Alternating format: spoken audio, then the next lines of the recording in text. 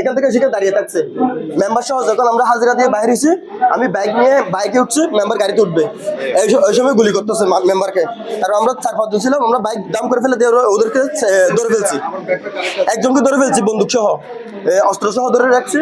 আর 3 জন অস্ত্র সহ ওখানে গিয়ে 3টা ফায়ার দিছে আমাকে, আমি সাইড হয়ে গেছি। ফায়ার দেওয়ার পরে এখানে একটা স্কুল আছে না, গেটের বাইরে হয়ে দেওয়াল দিয়ে পার হয়ে গেছে। 3 জন থেকে অস্ত্র আছে। আজকের পরিস্থিতি দেখার পরে আমরা নিরাপত্তা নিয়ে যথেষ্ট উদ্বিগ্ন এবং শঙ্কিত।